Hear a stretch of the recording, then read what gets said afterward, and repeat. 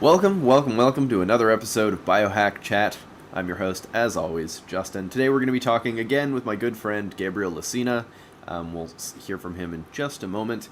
Today we're going to be talking about a couple interesting topics, but I mean, knowing the two of us, we're inevitably going to go off topic at some point. But the theme of the day is gardening.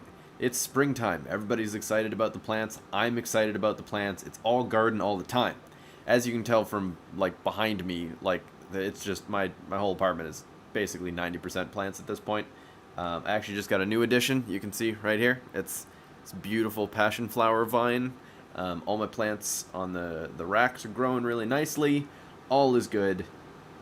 It's so lush in here. It's great. Anyways, let's add Gabe to the call, and we're gonna get into it. Boop. Alright. Gabe should be in the thing. Should be able to see him. Hello? Yep. You're in now. Hey! How's it going, man? Good.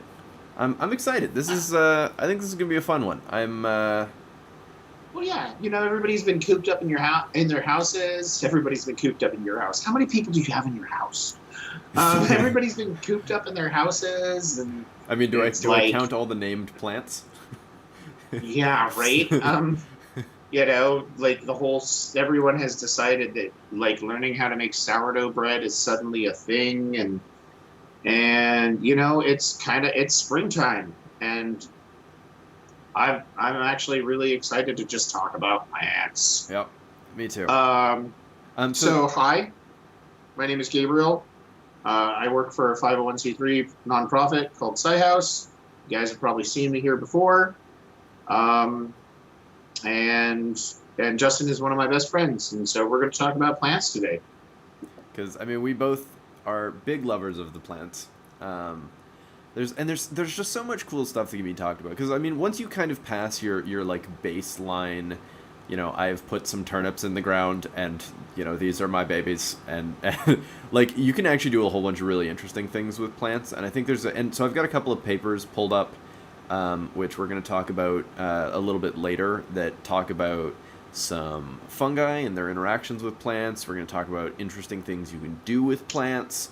And as you saw from the thumbnail, we're also going to be talking about guerrilla gardening, which is something I'm a huge fan of. And of course, you've got to be careful because, different places have different regulations and consequences for doing this thing. But it is really cool. And there's also...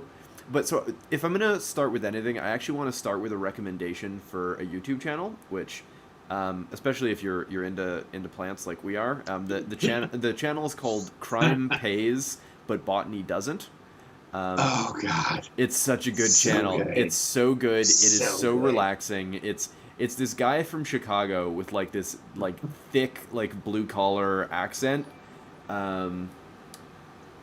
Look, you know what? See, look at this. Look at this flower right here. You go out, you look at this flower, gives me a sense of joy, causes me to be happy about my life. You see this slab of concrete over here? That slab of concrete does not make me happy. It is not actually improving my quality of life. Yeah, it's pretty great. It's so there have been multiple days when I've been like really, really stressed out, and I'm just like, I'm gonna watch this really intelligent dude talk about plants. And like he really goes out of his way to show really interesting stuff. Like there have been multiple videos where he's like out in the middle of literally nowhere in a desert, being like, "Hey, look at this beautiful bastard," and like showing off some weird rare plant that is just they're beautiful and they're wonderful. So anyway, so that's I want to start things off with that. It's a can we get a link to that in the chat? Yeah. So if somebody can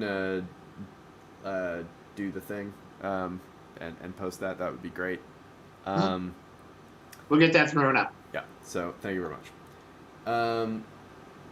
So yeah, that's always a great way to start things off, because that's a fantastic channel. The first video of theirs that I saw was he was looking at, I think, some peyote, and like he was just enjoying it, not for the fact that like people use it to get high, but because it's just a fantastic, wonderful, very slow growing plant. And he was also ragging on the poachers who like come in and like steal the plants, and so it's fantastic. Actually, so speaking of plants, there's been a request in the chat to ask about the update to the TMV vaccine. I was gonna try and make a vaccine for my plants. Unfortunately, the sad update is I had to make the call to throw the plant out, and it really sucked. I'm not happy about it at all. Um, my pepper is dead. So if we can get a moment of silence for my pepper plant. This would require you not talking. So yeah, that's a thing. Yeah. So also I lack the supplies to actually make that vaccine properly, so I couldn't have even fixed it if I wanted. So I had to make the hard call of throwing it out.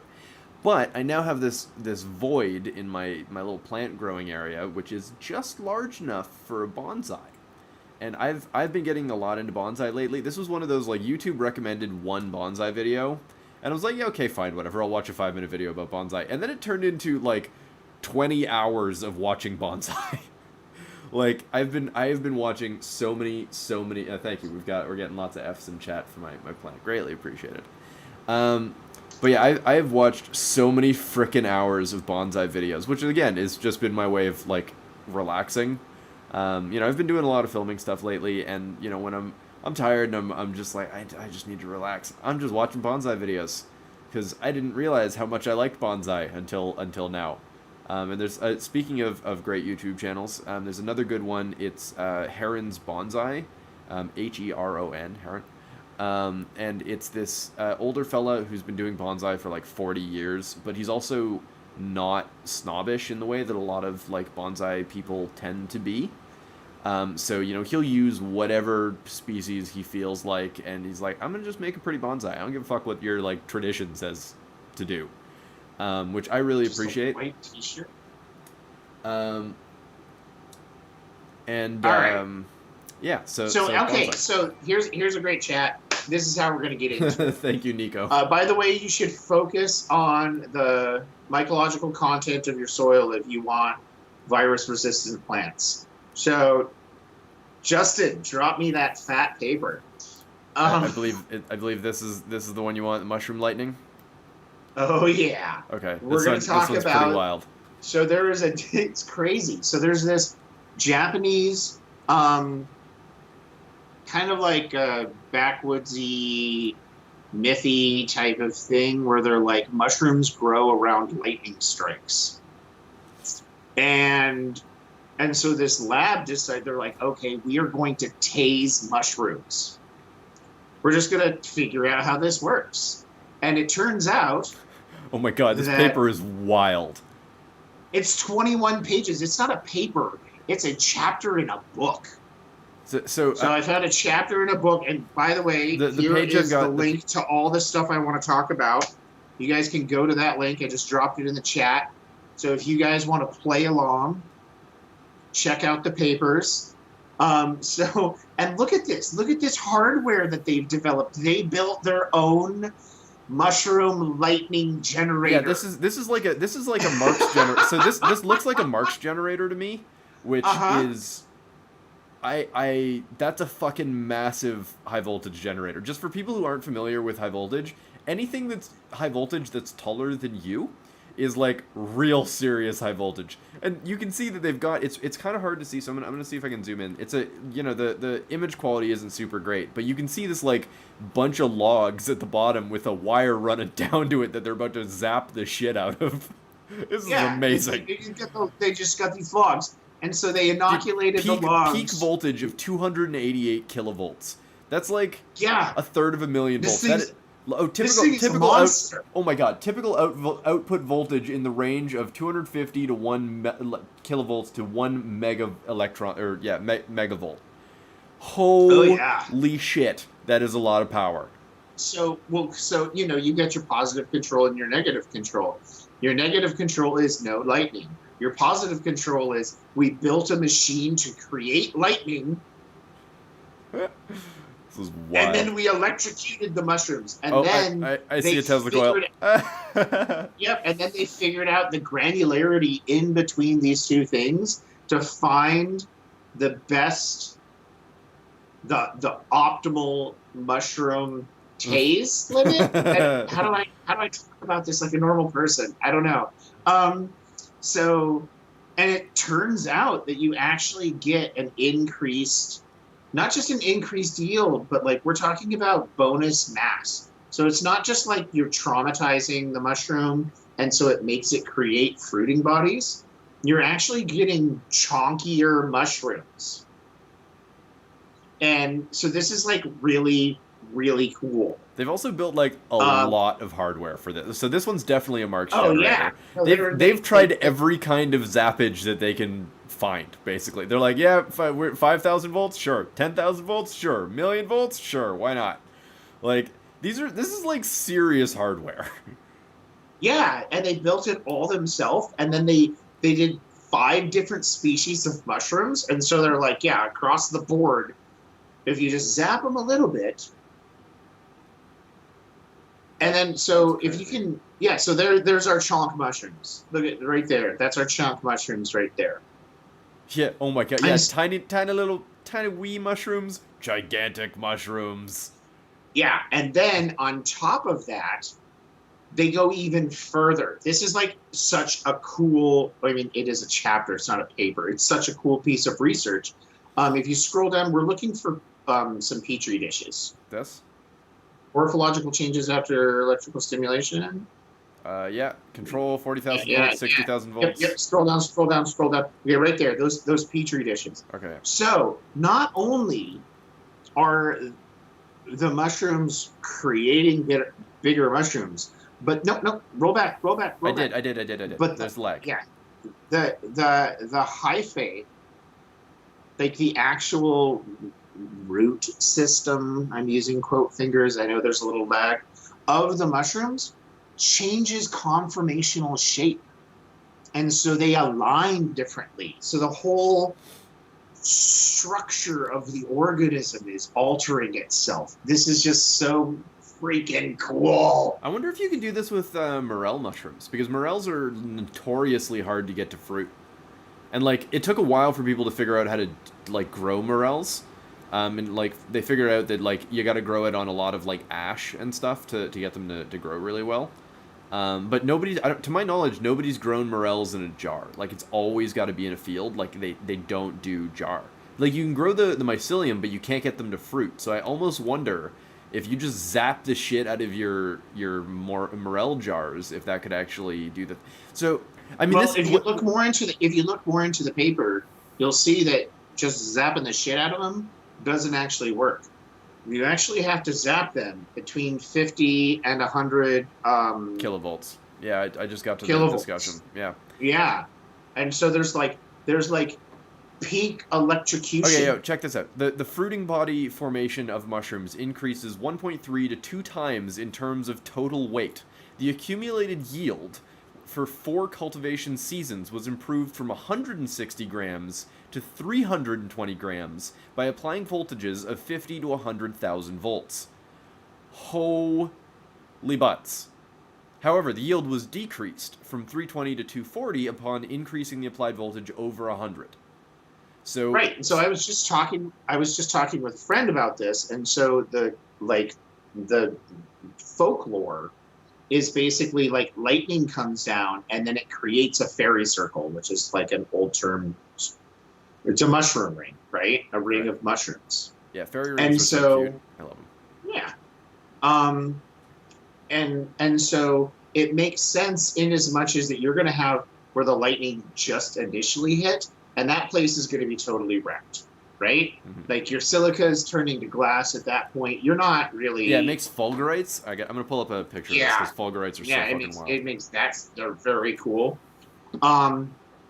And then you basically have decreasing levels of voltage as it moves through the soil. And then at the edge of that impact site where you're hitting optimal mushroom, you're going to have a bunch of fruiting bodies. And so this is part of how that whole thing, I think, got developed. Neat. So I've got a fulgurite pulled up here. So this is what happens when lightning hits sand. So it literally like instantaneously melts the sand into glass, and it does it in the pattern of the electrical discharge, which makes it look like almost alive. It's very cool. I like If you've ever seen a picture of somebody who's been hit by lightning, they have a similar scarification on their body. Which, I mean, as a rule, being hit by lightning, not fun, unless you're a mushroom, apparently. Very, very cool. So I am definitely gonna have to do a video about this at some point, where I like build a high voltage thing and zap the shit out of some mushroom so jets, fun story.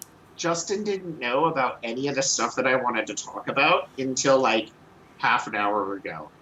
And so he hasn't actually, this is his first time seeing it. So you're getting real-time Justin face reactions. Yeah, this is fun. Yeah, this is fun. It is fun. Yeah. So links to the papers have been posted. If somebody can just repost that in the chat, just for people who are asking. Boop. Links. Yeah, there's links to a Google Drive with all the papers for those who want to follow along. So yeah, that's happening there. Okay, so that's really freaking wild. So there have been a couple of questions asking what is guerrilla gardening, and so I want to take a moment to just kind of talk about that, because really that is the theme of the day. That is the theme of the day, and we can talk about guerrilla gardening and talk about mushrooms at the same time. It's true, and you could actually. So what's really neat about this lightning zappy thing?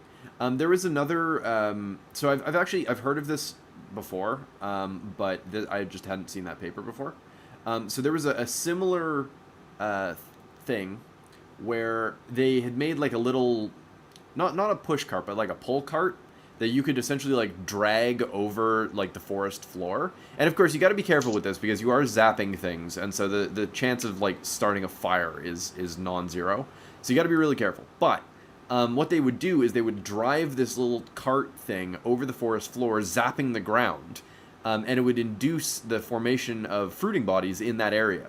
So it can be really interesting to, if you're doing guerrilla gardening is the idea where you're basically gardening in places that aren't yours.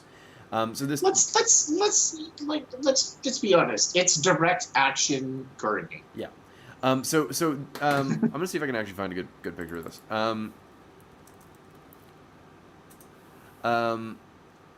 Nope, that's just. So while you're hunting for that, we can, since we're talking about guerrilla gardening. It just occurred to me that I misspelled gorilla. Yeah. No, it's funny. You're also still misspelling gorilla.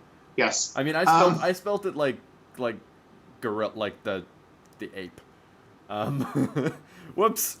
Okay, so guerrilla gardening, a lot of the time, like, this can be really simple. So, like, in a typical city, you'll find these really sad tree boxes. So it's like tree with some very sad dirt around it. And so what people will do is they'll just buy a bunch of plants or seeds or whatever, and then they'll just go to those places and then plant plants in the thing to help, spruce it up a little bit.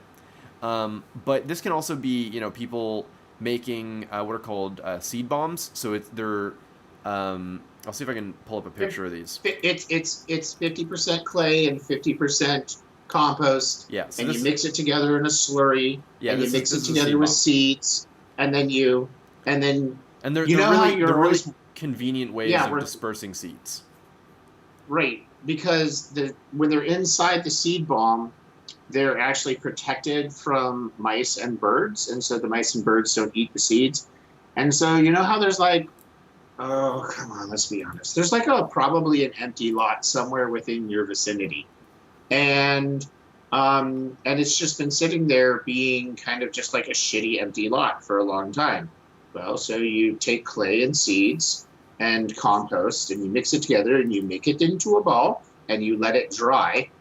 And then when you're walking by the empty lot, you just kind of eat it over the fence.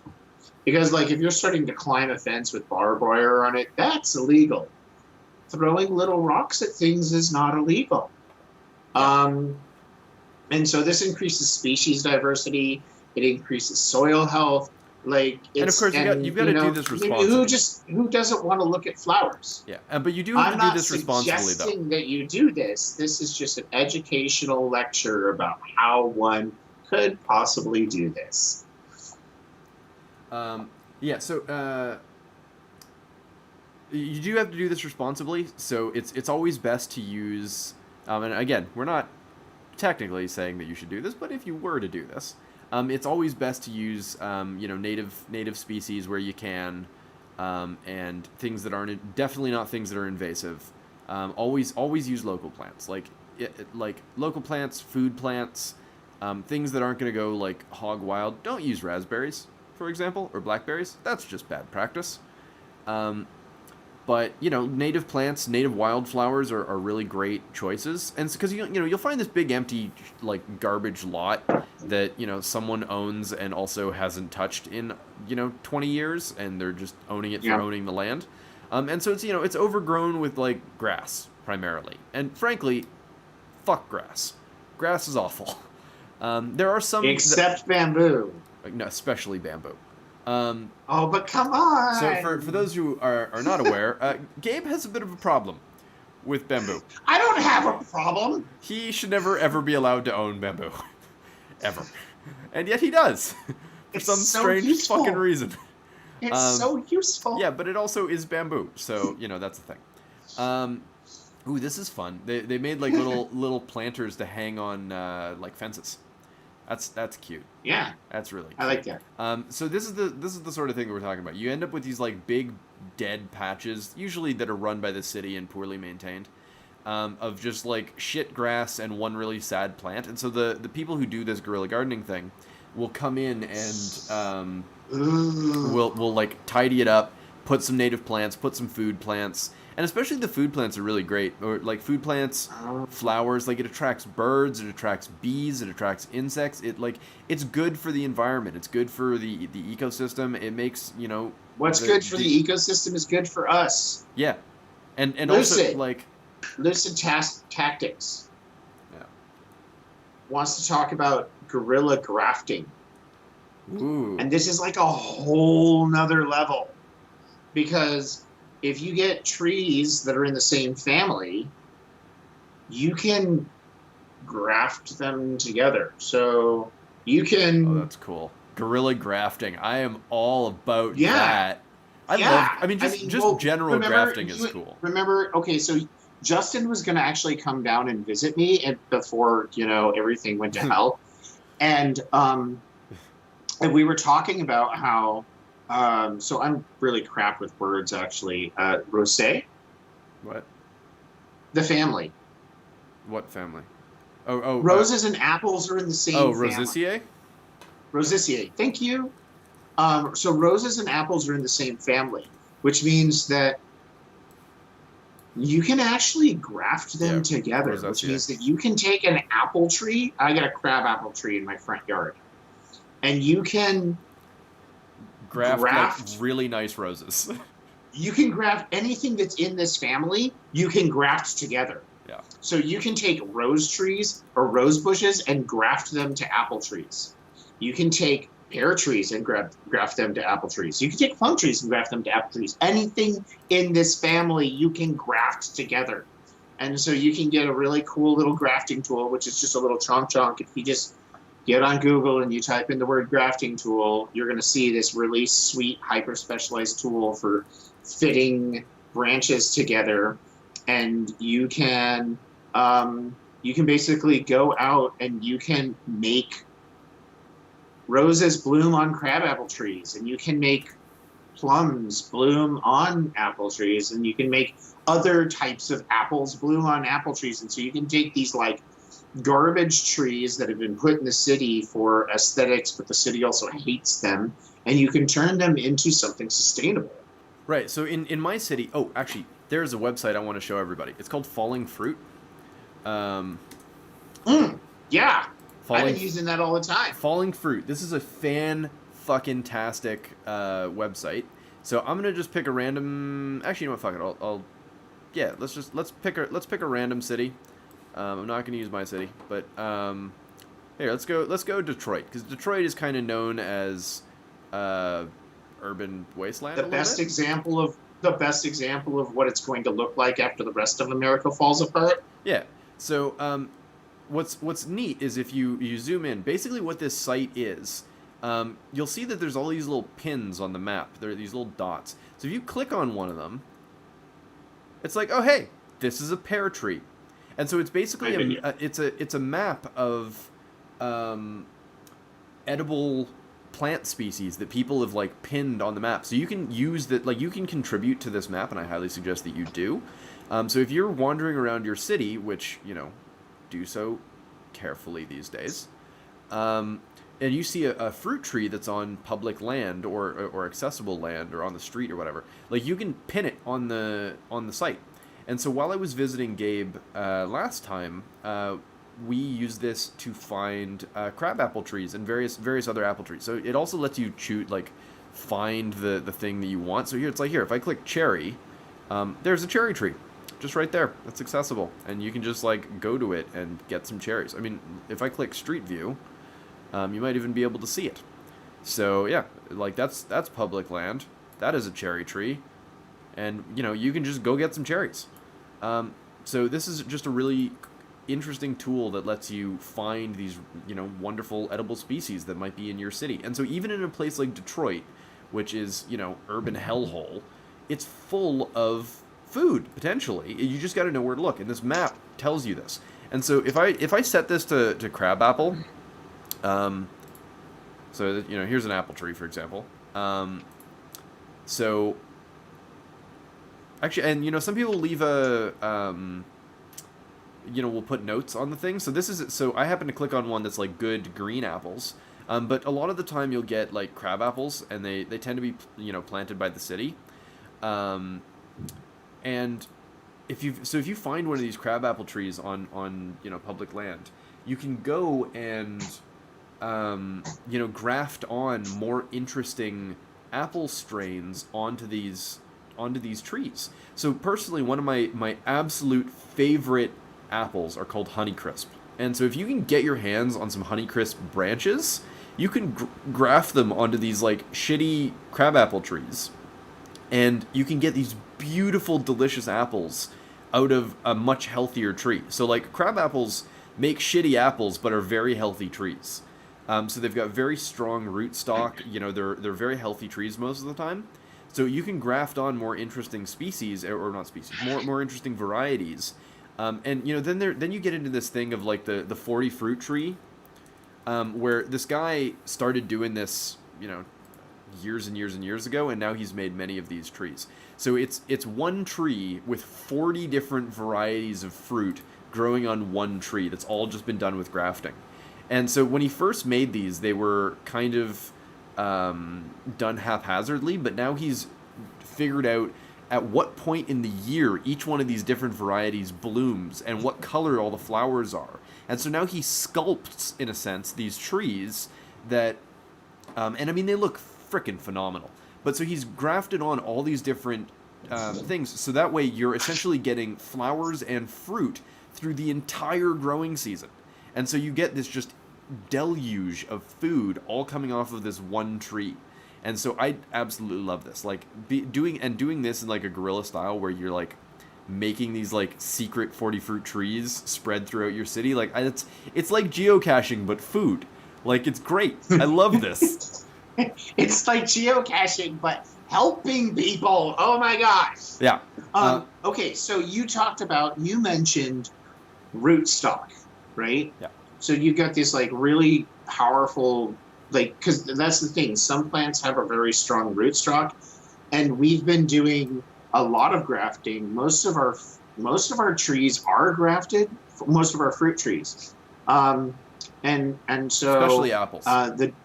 Especially apples. Like if you take apple seeds and you plant them, you're going to get a crappy tree.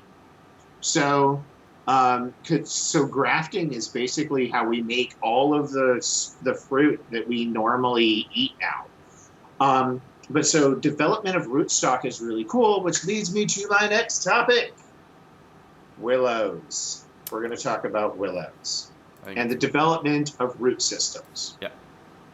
Okay. And also, while we're talking about this, I do want to touch on air layering at some point, because I've been watching like copious amounts of videos about this thing, and I'm super excited about it. But anyways, willows. Okay. So here's a paper about this. It's in the comment section.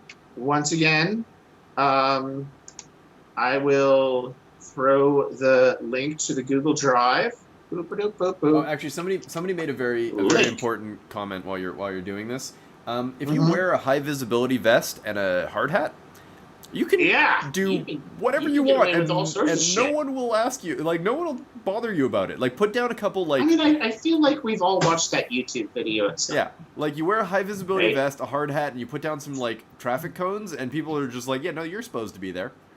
Like, The rule of thumb is act like you know what you're doing. yeah, if you act like you're Um, supposed to be there, people leave you alone. It's just a yeah. thing. So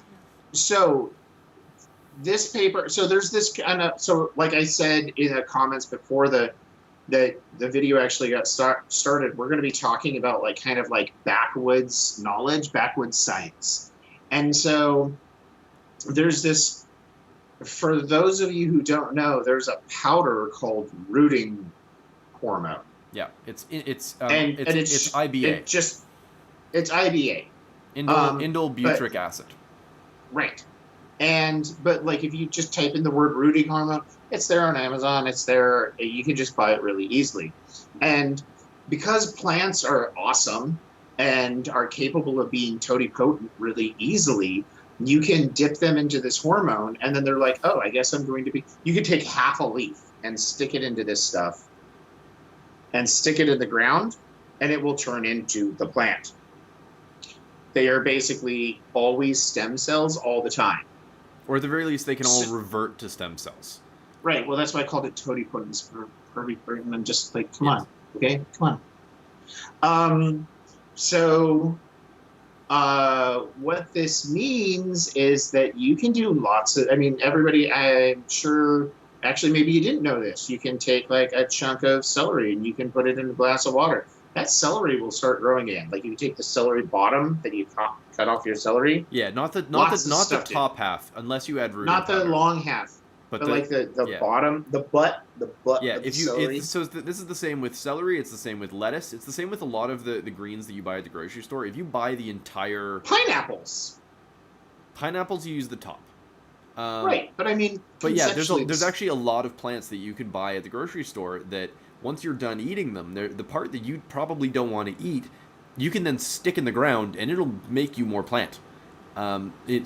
And So celery and lettuce and cabbage are all known for this thing.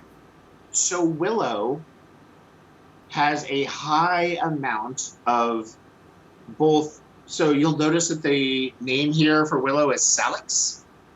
It's because that's where we get salicylic acid, which is what we use for ibuprofen, or not ibuprofen, aspirin. Yeah. Aspirin, right. But also, it has a lot of IBA in it. And so there's this kind of old wives' tale that you chop up the tips of willow and you throw them in water and you let it soak for a long time. And then you basically make a rooting hormone. And so I threw at least one paper and one science poster into that drive so that you guys can see, because this was hard to find, actually. This is one of those things that's like so commonly repeated that people just kind of take it for granted. Yeah. But we're trying to be scientists here. Correlation does not equal causation. Yeah. And so these people actually did some research on this stuff, and it turns out that you can totally make plant growth bonus from throwing willow into water. Oh, we've got a question. I just want to address really quickly. Mm-hmm. Yeah. Pitsy, thank you for donating. Greatly appreciated. It says, how hard would it be to make, let's say, mint express THC? Hard.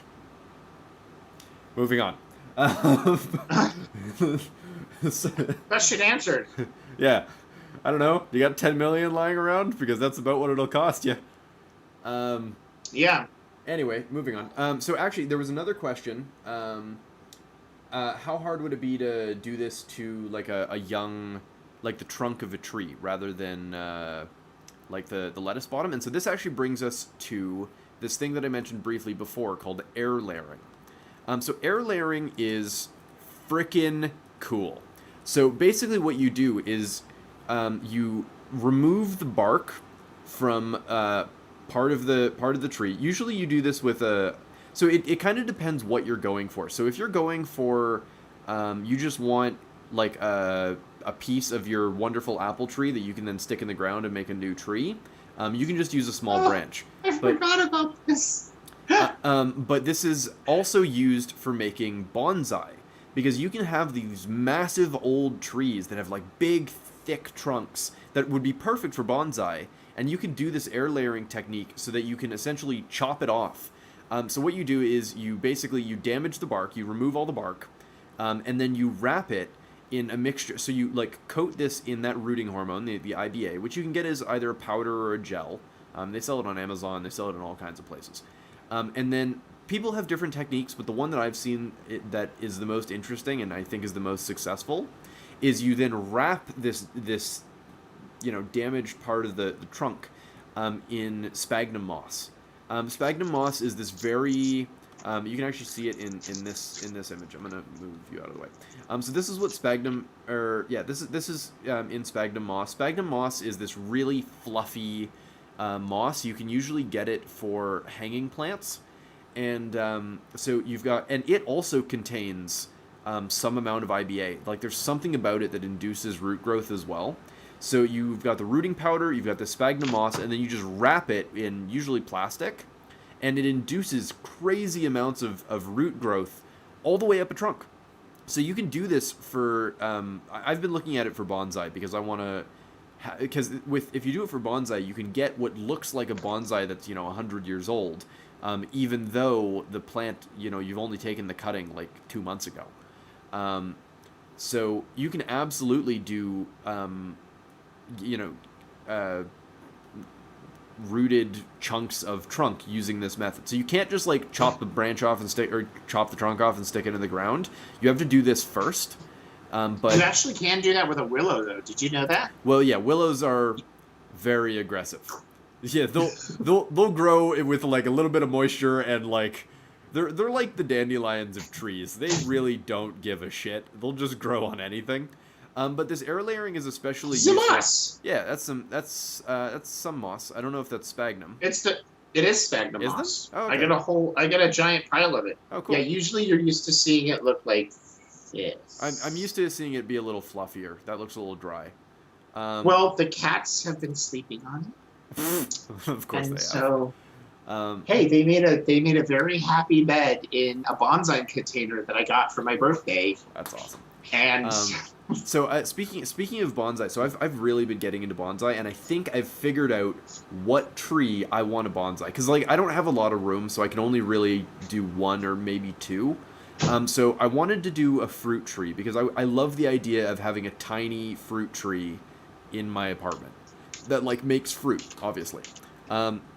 So I'm gonna make a bonsai mulberry, because mulberries are very fast growing trees. They fruit very easily, and you can get this like huge amount of fruit off this tiny little tree. It's like your own little like fruiting bush, like that you can just keep in your apartment. And all you got to do is just keep it watered, fertilize it once a year. And you can also make it into this beautiful, beautiful tree. And the best part about this is the leaves can be used to feed silkworms. And I've always wanted to try growing silkworms. So this is kind of like that super duper multi-layered, multi-purpose, beautiful addition to my apartment.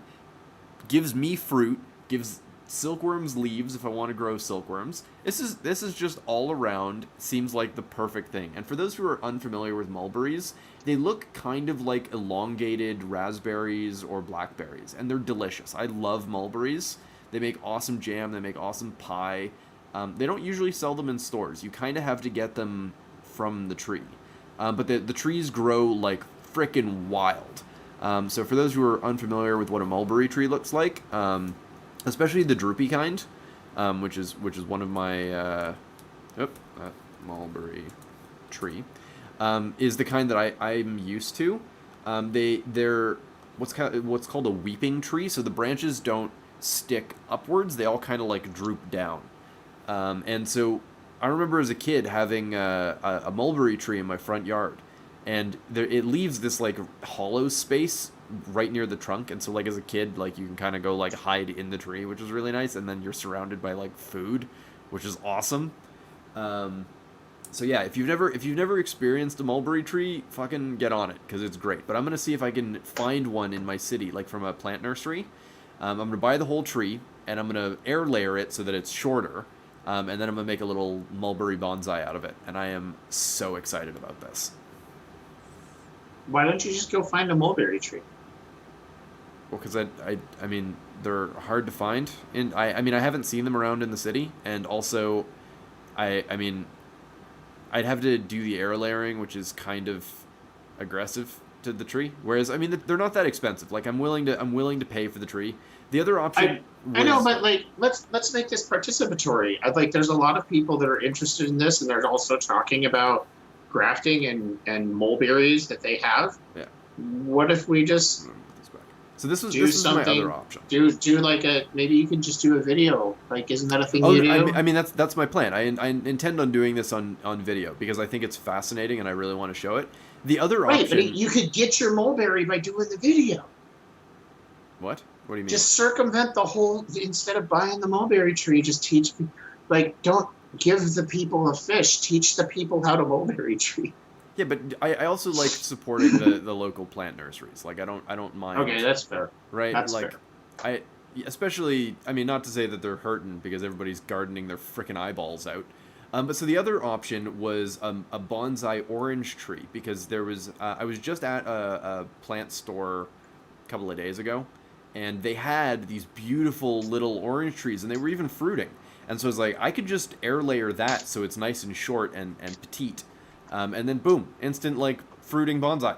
And I mean, you'd only get teeny tiny oranges, but look at how pretty these are. It's so cute. It's like you get these. It is super cute. You get like this beautiful, beautiful tree, and also, I mean, orange blossoms are wonderful. I love orange blossom tea.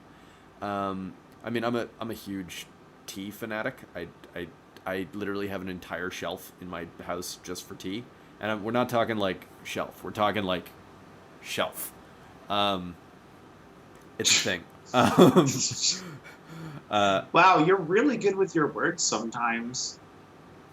It's true. It's Okay. a gigantic shelf All right. full of tea. I like tea. All right, so back to guerrilla gardening. Yes. What are we gonna? Okay, so we've got our electric fungus, Yep. our seed bombs, our grafting. So I mean, the other thing is actually. What else are we doing here? Well, so the other thing I want to talk about wasn't really guerrilla gardening per se. It's just sort of something that I'm looking at. I actually ordered all the supplies for this, and it's this really cool thing called Garduino, which is basically a mashup of Garden and Arduino. So I'm gonna pull up some images. Basically, I mean, it can be really simple. Where I mean, so the thing that I'm doing, it only really has two functions. Function number the first is it measures the soil moisture of my plants, and then function the second is it decides once the soil has hit a certain amount of dryness, it does the watering for me. Because I mean, it's not even that I'm lazy. Like I don't mind watering my plants, but sometimes it can be hard to know like the exact time to water them properly because I've been having problems where some get a little too wet, some get a little too dry. So with this, I can essentially fine tune in software when each plant's exact needs. And so if one likes it a little bit dry, I can tell it to let the soil dry out a little more before it does the watering. And so I'm starting really small. I'm starting with only a 4-plant system. Just to see how I like it, because I don't know if this is even something that I'm gonna really like commit to. But if it's good, like if it works really well, I'm gonna do this to essentially all of my plants, just to make sure that they're at like peak health at all times, which I think would be really, really great. Instead of having that really harsh, like, oh god, I forgot to water them, and then I overwater them and they get all stressed out. Like, I think this is just gonna be kind of nice, and it's just a fun little like coding project that I can do at home that doesn't require much in the way of materials. So I thought it'd be a fun little video. And I know there's been lots of Garduino videos, so I'm going to see if I can I'm gonna talk about some other things as well. Like I'll talk about my microgreens and like all my different plants and all that kind of stuff. So I think it'll be fun. Okay, so since we're talking about guerrilla gardening, and because we previously talked about Ents, Hmm. this is actually a really interesting division point because I actually don't care too much. Like this type of thing, I think is actually detrimental, in as much as that um, I think that when like this is like more of a philosophical type of issue, where in as much as that like if you are not actively participating in the care of your thing, then you don't care about it. Like there's been studies that show that people who plant plants themselves, like I'm a kid and I planted this tree, actually care about that tree. Whereas, then there's this stuff where they're like, we're gonna take a drone and just seed bomb this countryside and fix all the forest problems. It's like, well, we obviously didn't care enough about the plants in the first place because we cut them all down or Well, set them on fire for political reasons. I wouldn't say that I don't care though. Like I spend enormous amounts of time caring for my plants. It's just the watering thing is one is the only aspect that I think I could fine tune to better increase the health of my plants. So this isn't me not caring. This is me caring so much that I want to make sure my plants are like as healthy as possible, and this way I can spend more effort dealing with the fact that I have. It's the coder mentality. It is the coder mentality, but this is the only time where I think it's acceptable. Like Have we explained the coder mentality? okay, the coder It's like, hey, mentality. Yeah, you go for it. I could just organize all my files by hand, but instead I spent equal or even more time writing a script that does it for me. Yeah.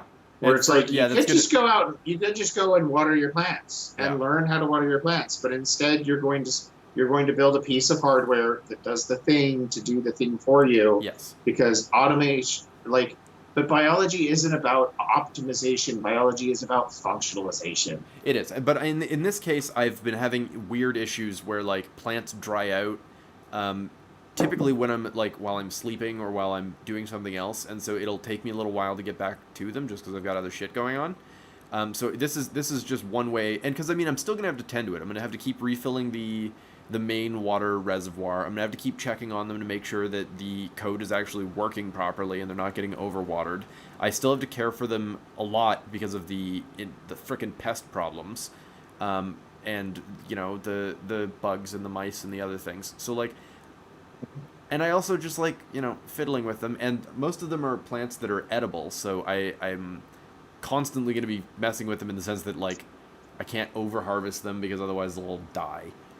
So, it's just it's little things, and then I can, like, it's also just, I just thought it would be a fun project. Like, I don't really think that this is the ideal way to do this. Like, for the amount of money that I'm going to end up spending on, like, robotic supplies, like, it's not actually going to save me much in the way of money. It's more of just like, I think it would be fun, and that's really as far as I'm going with it. I think that's a reasonable answer Yeah. because you're doing it for fun. Yeah. There's no delusion that you're just making your life better. You're just like, this is gonna be fun. It's gonna be fun, and I'm hoping that it's gonna make my plants a little healthier. Is all, and they're gonna be less. They're gonna be a little less stressed. Like my dill plant it's extremely like water hungry.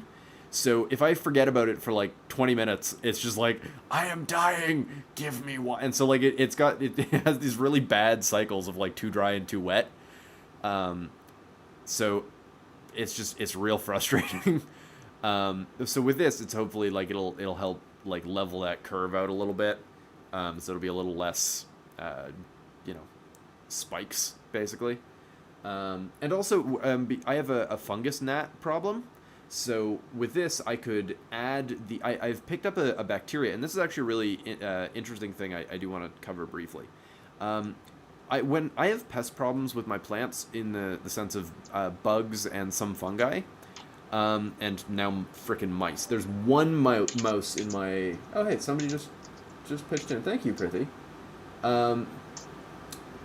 So I have one mouse in my house somewhere.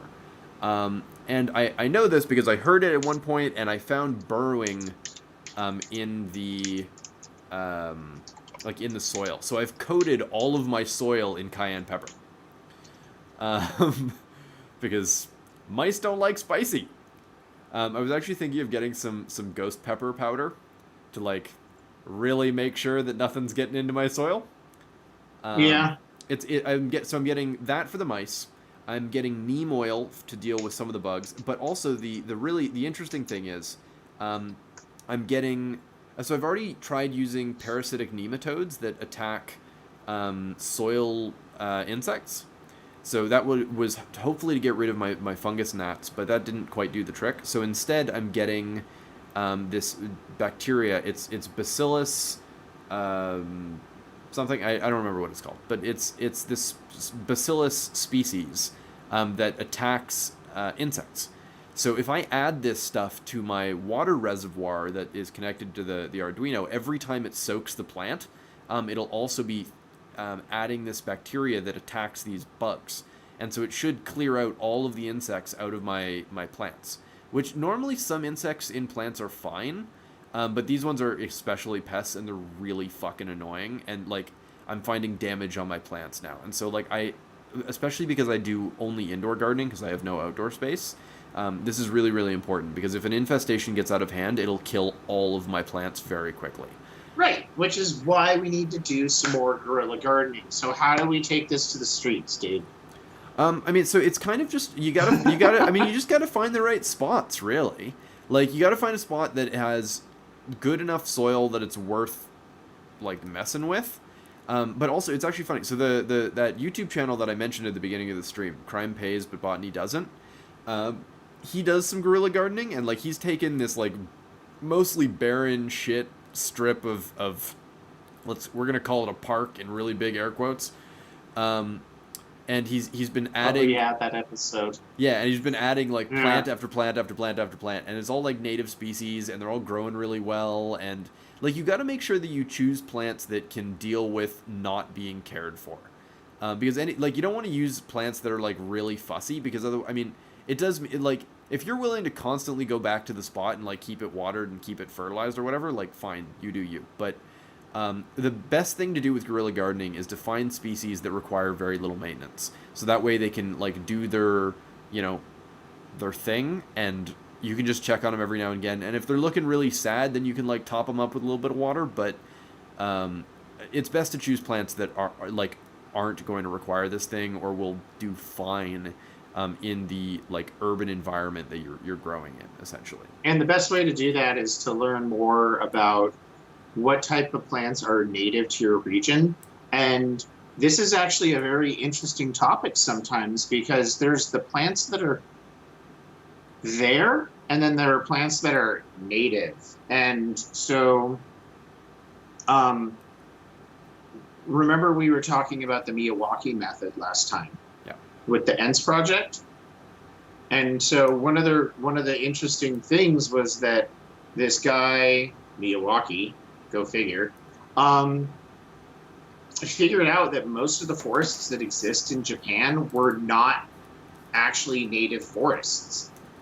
They had all been slowly over time altered to support the lumber industry. But the shrines have these giant deciduous trees that are always around, and they're huge, and they're not like anything else that is in the rest of Japan. And so these shrine trees were actually what most of the forests in Japan were like. And it was only after like kind of examining this and being like, oh wow, they've actually completely, like, Japan is a terraformed space. Yep. It's not just the like entire island. Yeah, the entire island of Japan is a terraformed space with only these isolated pockets that are the shrines, because they are special places and you don't cut down the trees.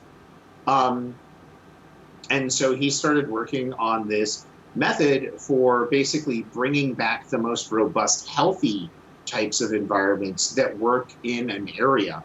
And so this has to do with high density planting, multi-species planting, and also just starting to be comfortable with the concept that if you plant stuff, you have to feel it like an oak tree. Like an oak tree does not plant it does not just beat its acorns out in lines 5 meters apart. It just goes for it. And so it turns out that that's how the plants have evolved to grow. And so if you do high density multi-species planting with the understanding that you're going to lose like 50% of your plants, the other plants actually grow super, super well. Yeah. And so there's actually a line. I pulled up a graphic about the Miyawaki method, and there's a line in here that just says, no management is best management, which is basically what this whole thing is. It's like all you got to do is do the initial setup where you essentially overplant, and you have this like really interesting mix of different species that are all native, and then you just step off. Don't touch it. Don't fuck with it. Just let it do its thing. And yeah, you're going to get about 50 to 70% of those trees dying off, but what remains are going to be the healthiest, and it will have found the best balance. And it's basically a way of taking like barren sand and turning it from barren sand into like massive, like fantastic forest in like a year or two. Like it's really wild. Like especially if you choose the right plants. Plants can grow really fast given the opportunity. Like there's some that, you know, you plant, and in 3-5 years you end up with this massive tree that like you'd think is 100 years old. So left to their own devices, and with the right balance and the right initial setup, you can kind of just let nature do its thing, and it will do its thing. The other example, which me and Gabe have talked about privately many times, is this example where they took, I believe it was a chunk of desert, and they paid one of the local orange juice producers to just show up to the area with literal truckloads of orange peels and just dump them like in massive piles and just and so I want to see if I can I want to see if I can find this, because you can Google that real fast. Orange peel forest, I think, is the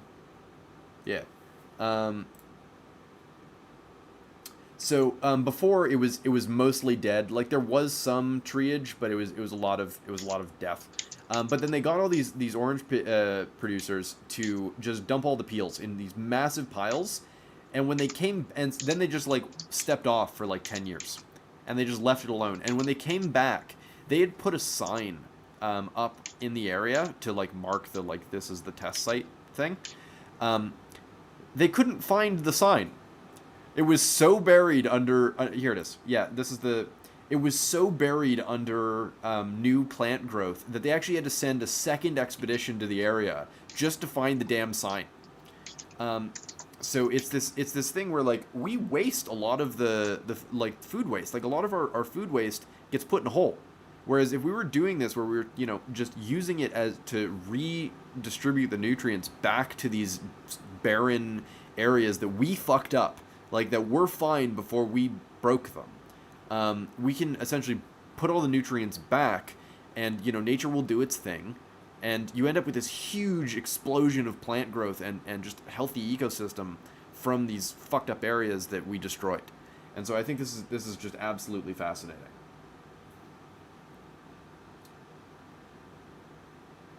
Cool. Well, I feel like we've hit a pause point. Questions. Yeah, let's take some questions. We've been talking for an hour. What do we got in the way of questions? What do you guys think of the things we're covering? What do you want to know?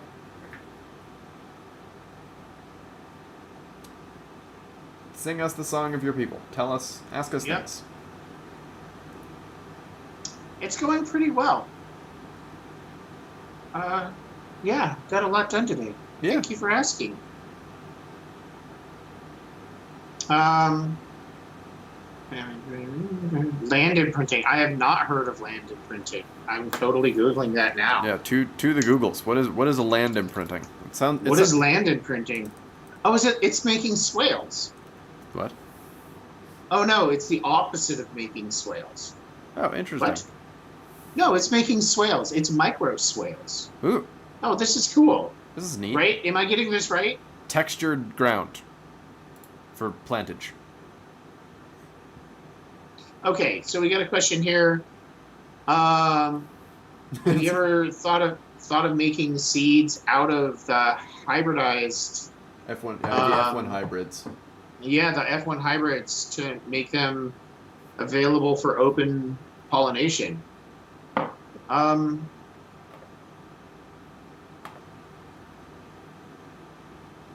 Yeah, that's actually pretty straightforward, isn't it? Potentially. I mean, I don't know. Yeah. I don't really know much about the F1 hybrids. That's your thing. Yeah, I don't. I have not thought about that. I have so many random ass projects on my plate, plus the things that I care about. Which are primarily plants. Which are And primarily cats. plants and cats. I mean, yes, it really is. He is a simple man. He likes plants and I like cats. plants and cats. Yeah. And ideally not his cell lines to thaw. Dude, That's how you break Gabriel. You just mentioned Too just soon. thawing cell lines. Yeah, well, when you need to get liquid nitrogen and you're in Florida and it's a day before Christmas. Oh, God. Okay. Anyways, moving on. No, I have not ever thought about doing that. Land imprinting is very cool because it's just basically micro swales. Making seeds out of the tissue of F1 hybrids in order to make them open seeds. I don't actually have the knowledge at my fingertips to say if that's functional, but that does sound really cool. And now I've made a note, and now I'm going to find out. And then we're going to do that too. That sounds great. Thank you. Indeed, that sounds good. Yeah. What else we got? Somebody asked, do you have hydroponic machines? I don't personally, but so I'm doing a thing with some friends. So I'm doing a thing with some friends, which we're calling. I do. We're calling it the Pandemic Pantry, where basically we're all getting set up with various growing setups, and we're all kind of taking different approaches to this. Some of my friends are doing hydroponic. I went with all soil, mostly because soil is cheap and easy and fast, and I just wanted to get plants in ground. Also, I like soil. I love the idea of hydroponics, but it comes with its own challenges and expense, whereas soil is cheap and fast. But so yeah, a lot of my friends are going the hydroponic or aeroponic route. So that's going to be really cool. I'm hoping that once they're all set up, I can go in and film some of their setups. A friend of mine is doing a living wall type hydroponic thing, which is going to be really, really cool. And the cool thing with this is, we're all growing more plant than we really need.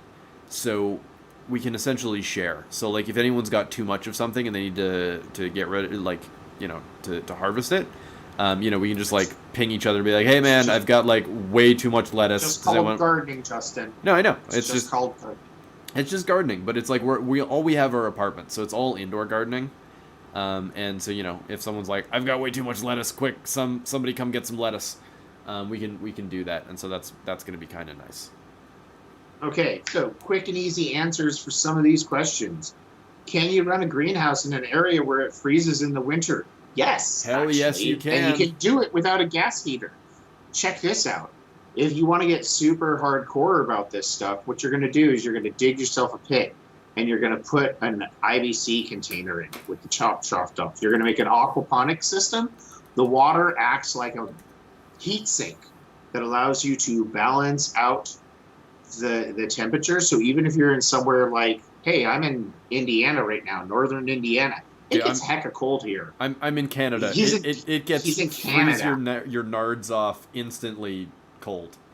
Yeah, but you can totally do this because that's the whole point of a greenhouse is that it's supposed to regulate temperature. It is. Now, if you add an aquaponic system, making it more sustainable, you have this giant chunk of water that acts like a heat sink that allows you to make it so that you don't have to cool it in the summer and you don't have to heat it in the winter. Yeah, I know a lot of So that's people the answer to that who question. have winter gardens, and like they're not even doing hydroponic. They just keep 55-gallon barrels full of water in the Yeah, they just place put jugs of as water a heat sink. everywhere. But like if you're doing a hydroponic, then it's two birds. Also, if you heavily insulate the one side of the greenhouse and you make sure that the other side is south facing, like you can really get by with very little heating. I mean, sometimes people will put like rocket stoves in the thing just to for emergency heating. You get a fire going and like you can just warm things up if it gets a little bit too cold. But I mean, there's a lot of greenhouse designs specifically for winter climates where it's going to get just absolutely freezing, and like you can maintain a really reasonable temperature inside the greenhouse, and you only need the tiniest little bit of sun to get that energy in there and like get that heat. Cool. What else we got? I saw another question go by. I'm scrolling up to see if I can find it. What about plant manipulation with colchicine? So this is something Oh, that I've wanted to try, but it basically so what colchicine does is it essentially doubles the number of chromosomes in a plant. So the reason makes why them polyploidal. Yeah, so this is really important if you're making weird crosses of plants that would otherwise make them sterile. So if you mix two types of plants, so let's say you're doing like protoplast fusion, for example. If you mix two types of plants and the end result ends up with an odd number of chromosomes, they won't like the plant won't care. It'll grow just fine. It won't be able to make seeds properly. So what colchicine does is it doubles the amount of chromosomes. So by definition, if you double an odd number, you've got an even number. And as long as you've got an even number, plants will make seeds. It's a really, really interesting way of making previously sterile plants not sterile. Oh, hey, somebody kicked in. Thank you, KB. Greatly appreciated.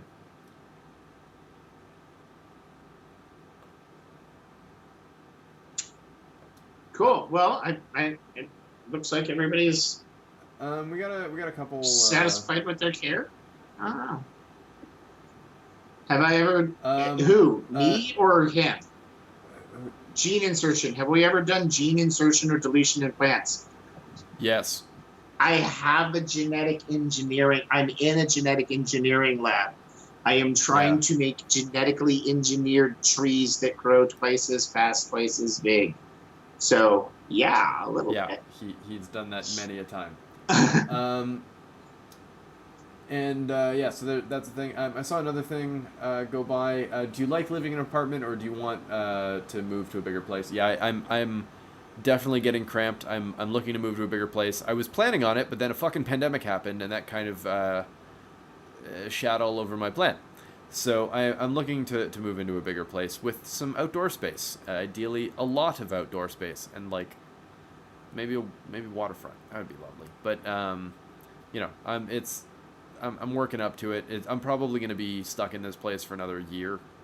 I think that's responsible. That'll give me enough time to deal with my financials and such. Somebody asked, what about callus culture? Yeah, we've Okay, both done so callus somebody culture. somebody keeps spamming about papers for the billionth time. This is the link to the papers. It has the papers and the stuff. You Yeah. look in the drive, you find the papers. Yeah. Go to the drive. Has the papers. Is the thing. So Gabe doesn't really make videos per se. He's working on it, but he doesn't really do. I don't care about making videos. I care Yeah. about doing work. Yeah, that's the thing. So he's more of a does the research thing. He's not a media producer. The media production thing has always been my jam. It was great when we lived together because you made the media and I did the stuffs. But now, Yeah, now we live in Gee, if different only you countries came- and the border is if only closed. you came back and lived with me again. Yeah, well, it'll be a cold day in hell before I live in the States again. Or I suppose, Well, I mean, a warm day in the States. What with it mostly being on fire. I was about to say with the climate change, my odds are high. um, so how about Louisiana? It'll be a very cold day in hell before I ever live in. Louisiana is like gonna be underwater. Like, I don't understand why anybody lives there. Like, the food is great and the people are great, but it's gonna be underwater. Like, this is in the, like, why do you live in a hurricane zone? It's a dumb fucking idea.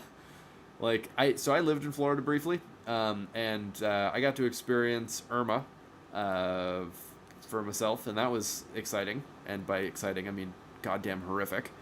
Yeah, I don't get it. Like, we had some friends who live in a flood zone, and Irma hit, and their house flooded, and their response was, okay, we're gonna pay 50 grand for repairs, instead of taking that money and moving somewhere else.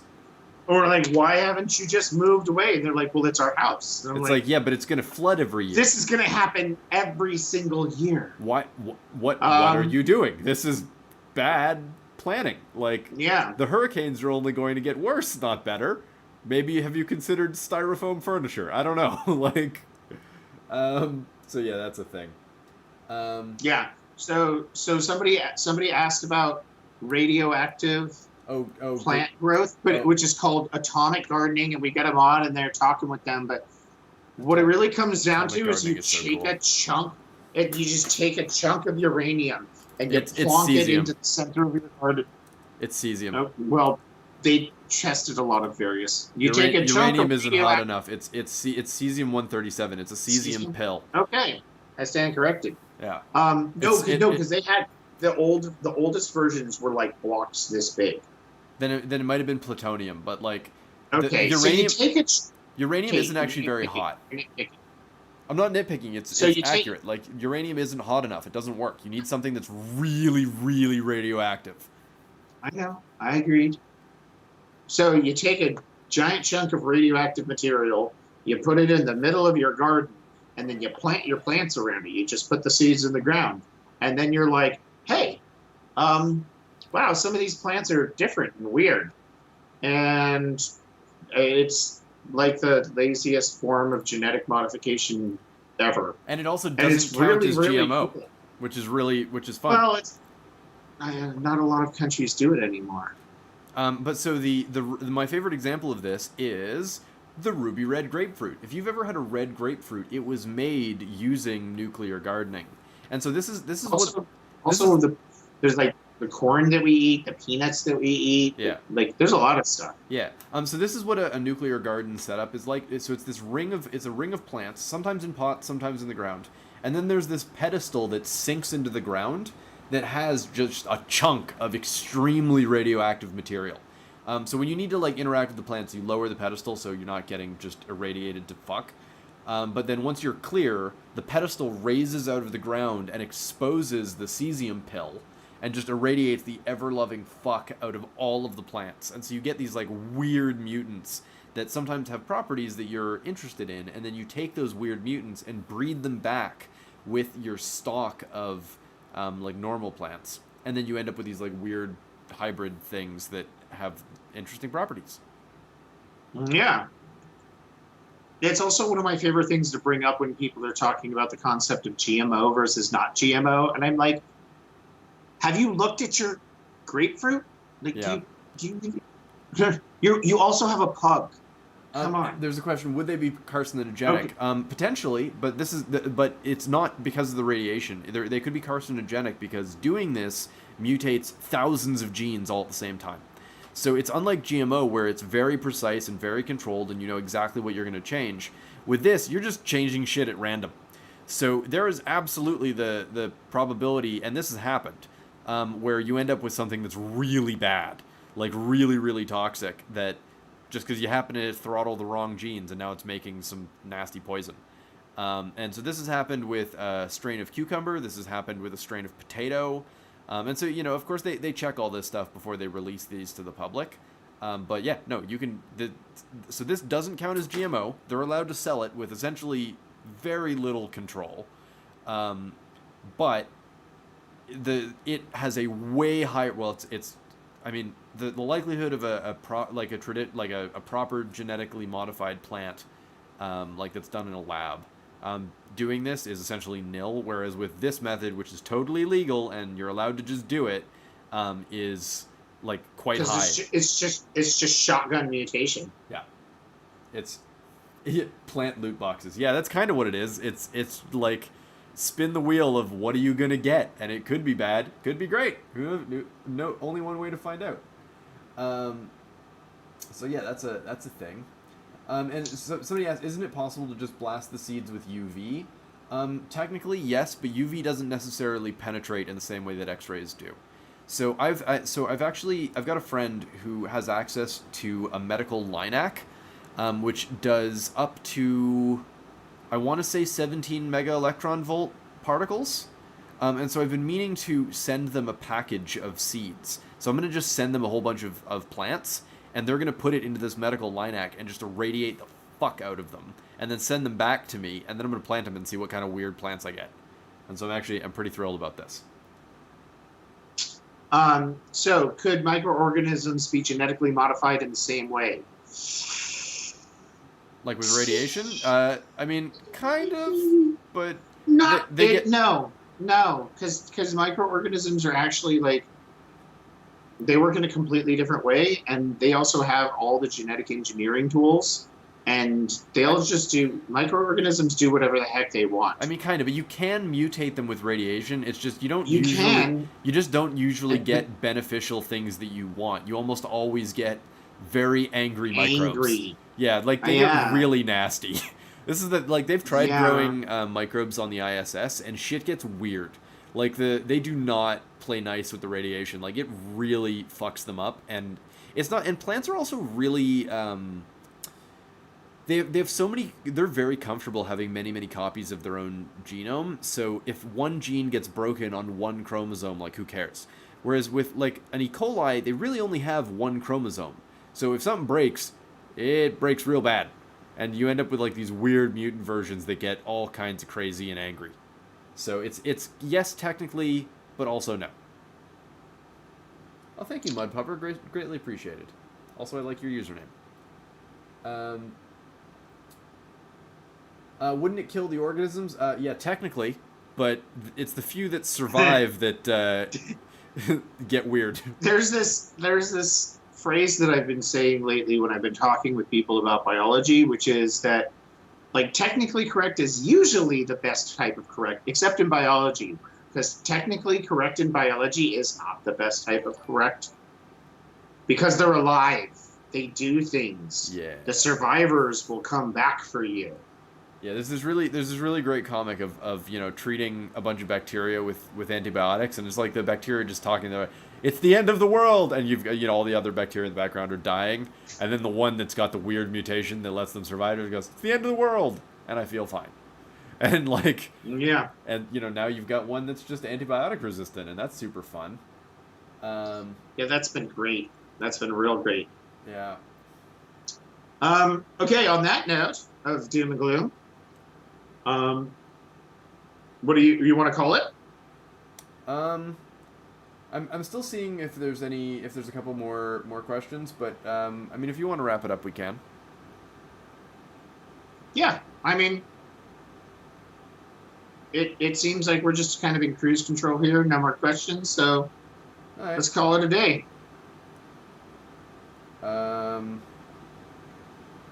Yeah. Okay. Well, yeah. Then we're gonna wrap it up for the day then. Thanks everybody for tuning in, and for everyone who donated. It's always greatly appreciated. The next stream should be Monday. I'm not quite sure what we're gonna do yet. We might do some lab work. Also, for those who've been wondering and asking, there will be a new video on my second channel, the Taste Emporium, in the next couple of days. I've finished filming it, so today the rest of my day is going to be editing that. So that should be up shortly. If you have no idea what I'm talking about, then be sure to go subscribe to the Taste Emporium.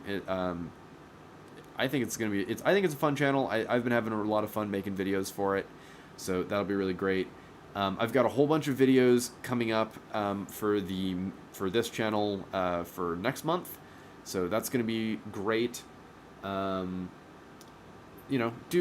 all the usual things. Subscribe, like, all that stuff. If you've got suggestions for future topics, either for the Whose Gene Is It Anyway streams or for these Biohack chats, you can send them to me on Twitter. Link to my Twitter is below. And if you want to see Gabe's stuff, there's some links to his stuff below, and you can reach out to him. He actually answers his I have emails. stuff? I know he has Yeah. stuff. Yeah, no, actually, if you want to talk with me, you can totally DM me on all sorts of platforms. I've got an Instagram that has nothing to do with science whatsoever. He's also the I actually have a tick. He has a TikTok. I have a which TikTok. Is just, sorry, I Oh, hear TikTok and I whatever. just gag a little. You elitist snob. I don't know, man. I'm and not signing up for a really shitty yeah, app. well, and yeah. So and I have Facebook, and you just Google my name and you'll find me. Ta-da! Yep, he is available for the peoples. All right, well we're gonna end it there. Thank you everybody for tuning in. I will see you on the next one. This has been a lot of fun. Bye-bye. Bye.